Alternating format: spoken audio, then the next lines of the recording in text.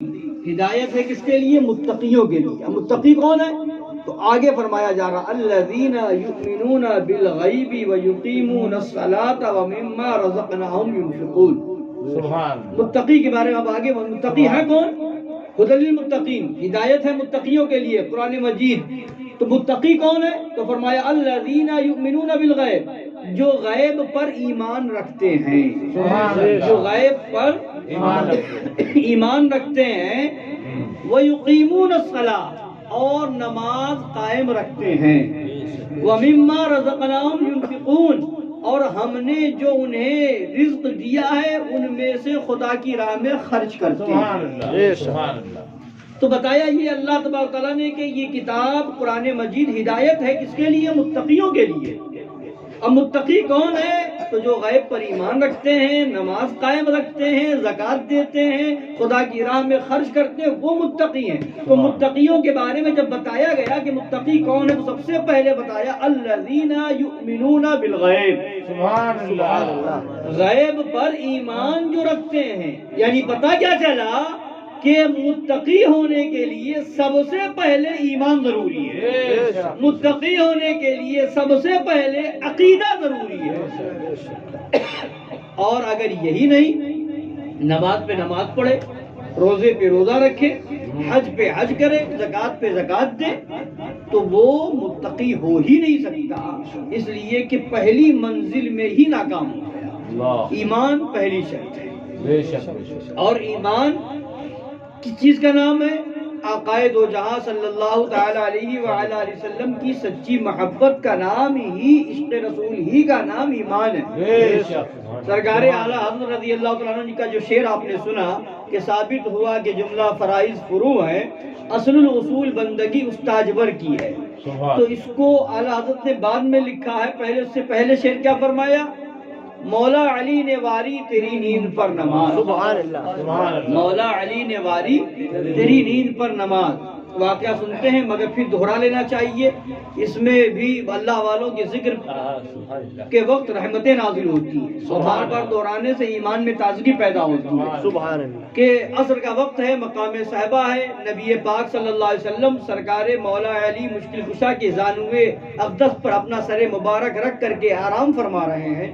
سبحان اللہ، سرکار نے نماز عصر ادا فرما لی، اور ابھی سرکار مولا علی نے نماز ادا نہ فرمائی تھی کہ سورج ڈوبتا گیا ڈوبتا گیا ڈوب گیا۔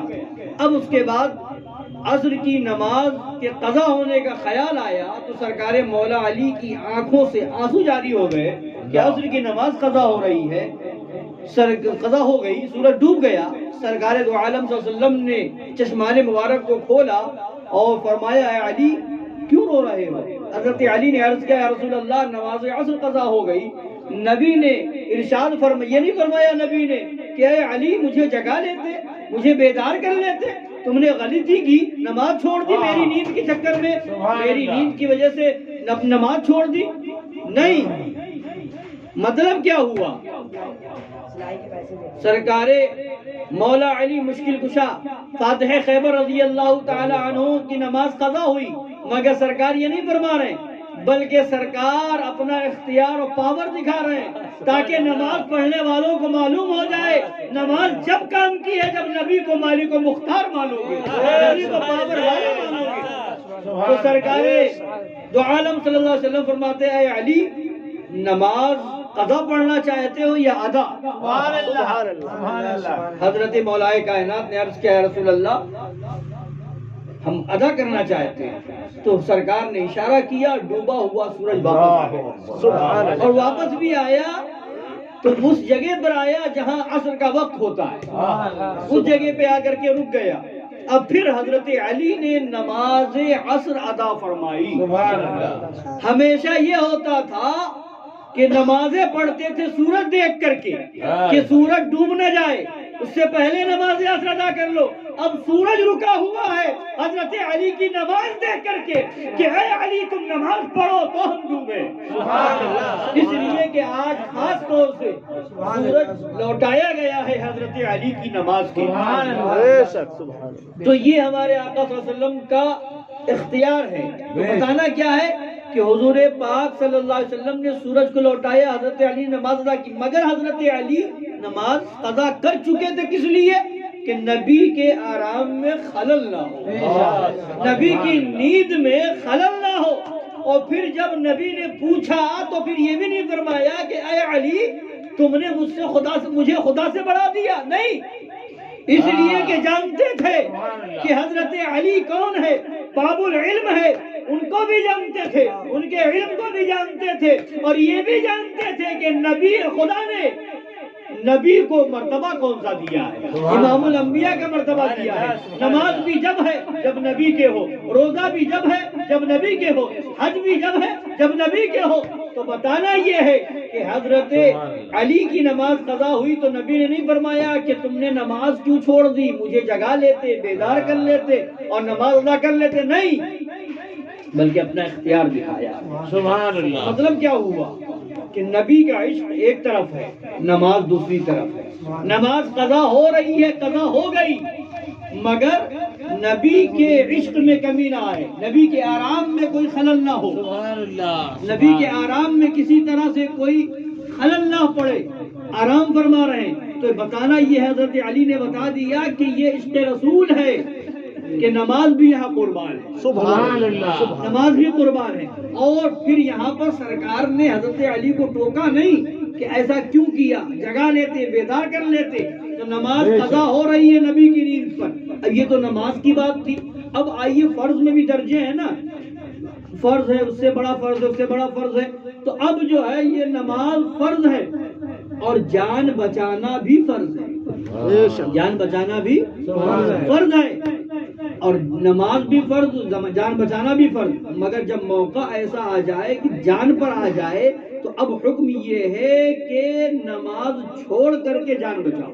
مثال کے طور پر کہیں جنگل میں نماز پڑھ رہا ہے، سامنے شیر آ گیا، کوئی اور نقصان پہنچانے والا جانور آ گیا، تو اب جان پر آ گئی، نماز بھی فرض ہے، جان بچانا بھی فرض ہے، نماز میں نیت باندھ چکے ہیں، شیر آتا ہوا نظر آ رہا ہے، اب آپ پر حملہ کر سکتا ہے، تو اب حکم یہ ہے کہ نماز چھوڑ کر کے جان بچائی جائے۔ جان بچانا اس سے زیادہ فرض ہے، اہم فرض ہے، اس لیے کہ جان ہوگی تو نماز پڑھیں گے، جان ہوگی تو روزہ رکھیں گے، جان ہوگی تو حج کریں گے۔ تو اب یہ جان ہے تو نماز بچانا، نماز پڑھنا فرض، مگر نبی کی نیند کی بات آ گئی تو اس فرض کو قربان کر کے مولا علی نے عشق رسول کا ثبوت دیا۔ اب آئیے غار ثور شریف ہے، نبی پاک صلی اللہ علیہ وسلم آرام فرما ہے، حضرت سیدنا صدیق اکبر جلوہ بار ہے، ان کے زانوئے اقدس پہ سر پاک رکھ کر کے سرکار آرام فرما رہے ہیں۔ اب ایک سانپ ہے جو اس میں بہت دنوں سے انتظار میں ہے کہ نبی آئیں گے، یہاں جلوہ بار ہوں گے، ان کی ہم زیارت کریں گے۔ اب وہ سارے سوراخوں کو بند کر دیا، ایک سوراخ بچا تھا، صدیق اکبر نے وہاں پہ اپنا انگوٹھا رکھ دیا، پائے اقدس کو رکھ دیا، سانپ نے پہرے رگڑا مگر حضرت صدیق اکبر نے قدم نہ ہٹایا۔ اب اس کے بعد سانپ نے ڈس لیا، اب ڈسنے کی وجہ سے جب زہر پھیلا، زہر کا اثر ہوا تو سرکار صدیق اکبر کی آنکھوں سے آنسو جاری ہو گئے۔ اب اس کے بعد جب سرکار نے آنکھیں کھولی، چشمان مبارک واہ ہوئے، تو سرکار نے پوچھا اے صدیق اکبر کیوں رو رہے ہو؟ تو کہا یا رسول اللہ ایسی بات ہے، ایک سوراخ بند نہ ہو پایا تھا، میں نے اپنا انگوٹھا رکھ دیا، سانپ نے ڈس لیا ہے، اب زہر کی وجہ سے آنکھوں سے آنسو آ گئے ہیں۔ سرکار نے ان کے اس جگہ پر جہاں سانپ نے ڈسا تھا اپنا لعاب دہن لگا دیا اور وہ سارا کے زہر ختم ہو گیا۔ تو اب سرکار نے یہ نہیں فرمایا اے ابو بکر جان کی بات تھی تو اب جان بچانے کے لیے مجھے جگا لیتے، بیدار کر لیتے، میں بیدار ہو جاتا، اب تم جو ہے تم نے اپنی جان پر کھیل کر کے میرے نیند میں خلل نہ آئے اس کا خیال کیا ہے، یہ نہیں فرمایا، بلکہ لعاب دہن لگا کر کے اپنا اختیار دکھایا۔ اے ابو بکر تم نے اپنی جان کی حفاظت نہ کر کے میری نیند کا خیال کیا ہے تو تمہارا نبی بھی بے بس و مجبور نہیں ہے، میں بھی اپنا اختیار دکھا رہا ہوں، لعاب دہن لگایا، زہر کافور ہوتا ہوا نظر آیا۔ نعرہ تکبیر، نعرہ رسالت، نعرہ حیدری، گلی گلی نگر نگر، گلی گلی نگر نگر، نعرہ تکبیر، نعرہ رسالت۔ تو اب بتانا یہ ہے کہ اعلیٰ حضرت اسی کو فرماتے ہیں کہ وہاں مولا علی نے واری تیری نیند پر نماز، اللہم صلی وہ بھی نماز عصر جو سب میں اعلیٰ خطر کی ہے۔ اور آگے فرماتے ہیں سرکار اعلیٰ حضرت صدیق بلکہ غار میں جان اس پہ دے چکے، صدیق بلکہ غار میں جان اس پہ دے چکے، نبی کے آرام پر جان دے چکے، صدیق بلکہ غار میں جان اس پہ دے چکے۔ اور حفظ جان تو جان فروز غرر کی ہے، وہاں نماز کی بات تھی، یہاں جان کی بات ہے، اور حفظ جان، جان کی حفاظت، حفظ جان تو جان فروز غرر کی ہے، یعنی جو اور فرائض ہیں ان سب کی جان کی حفاظت ہے۔ نماز چھوڑ کر کے جان کی حفاظت کی جائے گی۔ اگر اتنا کمزور ہے، اتنا نحیف و ناتواں ہے کہ روزہ نہیں رکھ سکتا تو اس کے لیے اجازت ہے، اور ایسی امید بھی نہیں کہ آئندہ ایسی صحت ملے تو اس کے لیے اجازت دی گئی ہے۔ ایسے بوڑھے آدمی کے لیے، اس کو شیخ فانی کہتے ہیں، اجازت دی گئی ہے، اگر روزہ نہیں رکھ سکتا ہے تو روزے کا فدیہ دے اور روزہ چھوڑ دے، جان بچائے، جان کو ہلاکت میں ڈال کر کے روزہ نہ رکھے۔ ایسا مریض ہو کہ روزہ رکھے گا تو ہلاکت میں پڑ جائے گا، اس کو اجازت دی گئی ہے کہ روزہ نہ رکھ کر کے جان بچائے، بعد میں اس کی قضا کر لے۔ تو مطلب کیا ہے؟ روزہ ہے تو جان کی حفاظت کے لیے روزہ چھوڑا جا سکتا ہے، نماز ہے جان کی حفاظت کے لیے روزہ نماز کو چھوڑ سکتے ہیں، اور دوسرے فرائض ہے تو جان کی حفاظت ان سے زیادہ اہم ہے۔ تو اعلیٰ فرماتے ہیں اور حفظ جان کی حفاظت، حفظ جان تو جان فروز غرر کی ہے اور فرضوں کی جان ہے۔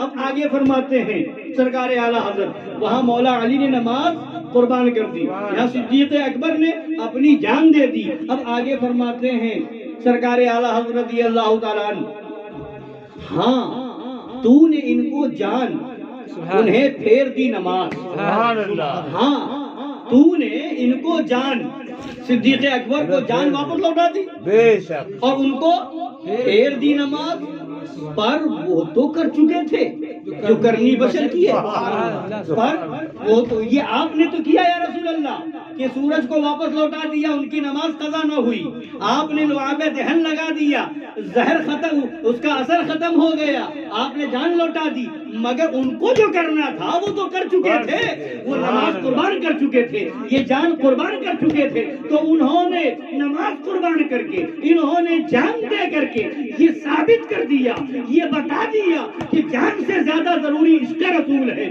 مال سے زیادہ ضروری عشق رسول ہے، نماز سے زیادہ ضروری عشق رسول ہے، روزے سے زیادہ ضروری عشق رسول ہے، سارے اعمال سے زیادہ بلکہ ساری دنیا سے زیادہ ضروری عشق رسول ہے۔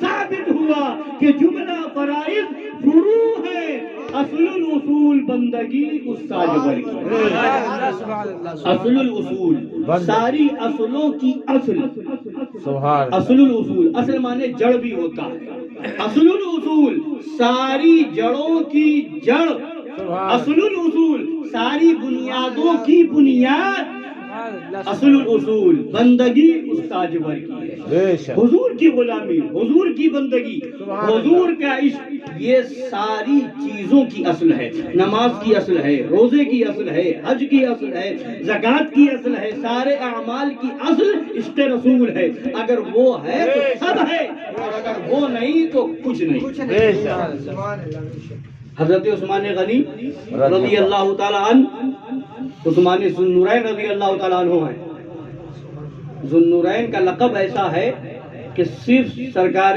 عثمان غنی کو حاصل ہے۔ سبحان اللہ، سرکار نے اپنی دو شہزادی کو حضرت عثمان غنی کے نکاح میں دیا، سبحان اللہ، اور تاریخ میں کوئی ایسا انسان نہیں ملتا کہ کسی ایک کے نکاح میں کسی نبی کی دو شہزادی، سبحان اللہ، اگلے انبیاء میں بھی کبھی ایسا نہیں ہوا کہ کسی ایک کے نکاح میں کسی نبی کی دو شہزادی، تنہا حضرت عثمان غنی رضی اللہ، رضی اللہ عنہ جن کے نکاح میں سرکار کی دو شہزادی آئی۔ سبحان اللہ، تو جب صلح حدیبیہ کے موقع پر سرکار دو عالم صلی اللہ تعالی وسلم نے حضرت عثمان غنی رضی اللہ تعالی عنہ کو مکہ شریف بھیجا جائزہ لینے کے لیے، معلوم کرنے کے لیے کہ جا کر کے معلوم کریں، بات کریں کفاران مکہ سے۔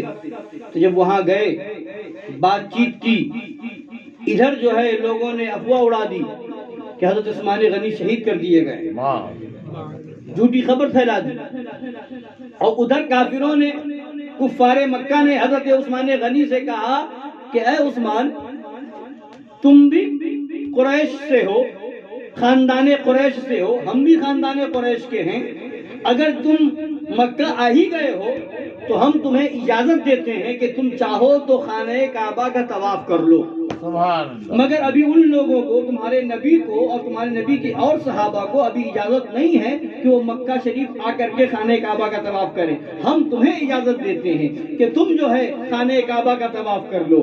یہاں اجازت کفار مکہ حضرت عثمان غنی سے کہہ رہے ہیں، ادھر صحابہ کرام نبی کی بارگاہ میں عرض کر رہے ہیں کہ یا رسول اللہ، اتنا اچھا موقع ملا، عثمان غنی مکہ گئے ہیں، طواف کا موقع مل جائے گا، خانہ کعبہ کا طواف کر لیں گے، خانہ کعبہ کا طواف کر سکتے ہیں۔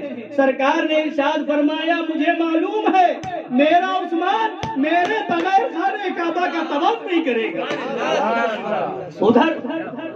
ادھر حضرت عثمان غنی سے جب کافروں نے کہا کہ آپ آ گئے ہیں تو آپ طواف کر سکتے ہیں، حضرت عثمان غنی جواب دیتے ہیں کہ ہمیں کعبہ ملا تو نبی کی بارگاہ سے، خدا کی بارگاہ میں پہنچے تو نبی کے وسیلے سے، قرآن ملا تو نبی کے وسیلے سے، حج ملا تو نبی کے وسیلے سے، عمرہ ملا تو نبی کے وسیلے سے، سب نبی کی بارگاہ سے۔ تو خانہ کعبہ کا طواف بھی عثمان اس وقت تک نہ کرے گا جب تک نبی طواف نہ کرے، نبی کے ساتھ طواف کریں گے، بغیر طواف کیے ہوئے سرکار عثمان غنی واپس ہو گئے۔ تو اب ہے کوئی عقل کا اندھا دیو کا بندہ جو فتویٰ لگائے کہ معاذ اللہ انہوں نے طواف چھوڑ کر کے نبی کے مرتبے کو خدا سے بڑھا دیا؟ نہیں، یہ عقیدہ دیا عثمان غنی نے کہ طواف بھی جب قبول ہوگا جب نبی کا عشق دل میں موجود ہوگا، خدا کی بارگاہ میں عمرہ بھی قبول ہوگا جب نبی کا عشق موجود ہوگا، خدا کی بارگاہ میں حج بھی جب قبول ہوگا جب نبی کا عشق ہوگا، نماز بھی جب قبول ہوگی جب نبی کا عشق ہوگا۔ تبھی اعلیٰ حضرت نے فرمایا، ثابت ہوا کہ جملہ فرائض فروع ہے، اصل الاصول بندگی استاجور کی۔ بے شک بے شک۔ بتانے کا مقصد یہ ہے کہ صحابہ کی زندگی سے ہمیں یہ مزاج ملا، صحابہ کی زندگی سے ہمیں یہ عقیدہ ملا کہ نماز بعد میں ہے، روزہ بعد میں ہے، حج بعد میں ہے، زکوٰۃ بعد میں ہے، اور عشق رسول سب سے پہلے ہے۔ عشق رسول سب سے پہلے ہے۔ وہاں نماز کی بات آئی تو نبی کی نیند پر نماز قربان، جان کی بات آئی تو نبی کی نیند پر جان قربان، وہاں طواف کی بات آئی تو نبی کے بغیر طواف نہیں۔ تو مطلب کیا ہے؟ یعنی سارے صحابہ نے ہمیں یہ عقیدہ دیا کہ عشق رسول سب سے پہلے ہے، عشق رسول سب سے پہلے۔ یہ کیا نماز تو اب کیا ہے؟ نماز کیا ہے؟ ایک صحابی ہے، نماز کی حالت میں ہے، نماز پڑھ رہے ہیں، نبی پاک صلی اللہ تعالی علیہ وسلم نے آواز دی، حضرت ان کے آنے میں تاخیر ہو گئی، نماز ادا کرنے کے بعد نبی کی بارگاہ میں حاضر ہو رہے ہیں۔ اب اس کے بعد جب حاضر ہوئے تو نبی نے فرمایا کہ اب میں نے بہت دیر پہلے آواز دی تھی، اتنی تاخیر کیسے ہوئی؟ تو صحابی رسول عرض کرتے ہیں، یا رسول اللہ، میں نماز ادا کر رہا تھا، آپ کی آواز آئی، میں حالت نماز میں تھا، میں نے نماز ادا کی، اور ادا کرنے کے بعد بنا کسی تاخیر کے فوراً آپ کی بارگاہ میں حاضر ہو گیا ہوں۔ نبی نے فرمایا، اے میرے صحابی، کیا تم نے خدا کا فرمان نہیں سنا؟ ارشاد خدا بندی ہے، یا ایھا الذین آمنوا استجیبوا للہ وللرسول اذا دعاکم۔ اے ایمان والو، جب تو خدا کا رسول اور خدا تمہیں بلائے تو فوراً حاضر ہو جاؤ۔ تو اب انہوں نے کہا، یا رسول اللہ غلطی ہو گئی، اب ایسا نہ ہوگا۔ اب یہاں پر علماء کرام مسئلہ بیان فرماتے ہیں، یہاں پر حکم بیان کیا جاتا ہے کہ نماز کی حالت میں تھے، مگر پھر بھی نبی فرما رہے تم نے خدا کا فرمان نہ سنا کہ اے ایمان والو فوراً حاضر ہو جاؤ۔ جواب تو مفہوم آیت کریمہ، جب خدا بلائے، خدا کے رسول بلائے تو فوراً حاضر ہو جاؤ۔ اب علماء فرماتے ہیں، اگر کوئی نماز کی حالت میں بھی ہو اور نبی آواز دے تو اس پر لازم ہے کہ جہاں پر تھا وہی نماز چھوڑ کر کے نبی کی بارگاہ میں حاضر ہو جائے، نبی جو کہیں وہ کرے۔ جو حکم دے وہ حکم پر عمل کرے. 2 رکعت پڑھی تھی, نبی نے آواز دی, نبی کی بارگاہ میں پہنچا. اب اس کے بعد جو نبی نے کیا وہ بجا لائے, دکان بھیجے, دکان جا کر کے آئے, بازار بھیجے, بازار جا کر کے آئے, اور جو فرمائے وہ کر کے آئے. اب اس کے بعد اس کی نماز ٹوٹی نہیں ہے. اب ایسا نہیں ہے کہ وہ 2 رکعت جو پڑھ کے آیا تھا پھر دوہرائے گا, نہیں, 2 رکعت پڑھ چکا تھا اور اب جو آیا ہے نبی کا حکم مان کر کے اب جہاں چھوڑا تھا وہیں سے نماز پھر پڑھے. اس لیے کہ نماز کیا ہے؟ خدا کی عبادت ہے. نبی کا حکم ماننا کیا ہے؟ خدا کا حکم ماننا ہے. تو اب نماز ٹوٹی نہیں, وہ نماز کی حالت میں ہے. بازار جائے نماز کی حالت میں ہے, دکان جائے نماز کی حالت میں ہے, گلیوں میں جائے نماز کی حالت میں, قبلہ سے چہرہ پھر جائے نماز کی حالت میں ہے. اس لیے کہ خدا کے رسول کا حکم عمل کر رہا ہے, حکم پر عمل کر رہا ہے. سبحان اللہ. تو یہ ہے نبی کا حکم ماننا, یہ ہے نبی کا مرتبہ. نماز کی حالت میں ہو تو فوراً چلے جاؤ, نماز کی حالت میں ہو تو اسی وقت پہنچ جاؤ. تو نماز یہ بعد میں ہے, نبی سے عشق پہلے ہے, عشق رسول پہلے ہے, محبت رسول پہلے ہے. تو اللہ تعالی ہم سب کو سچا عاشق رسول بنائے, نبی سے سچی محبت کرنے والا بنائے, اور اسی پر زندگی عطا فرمائے, اسی پر خاتمہ بالخیر نصیب فرمائے. آمین. وما علینا الا البلاغ المبین.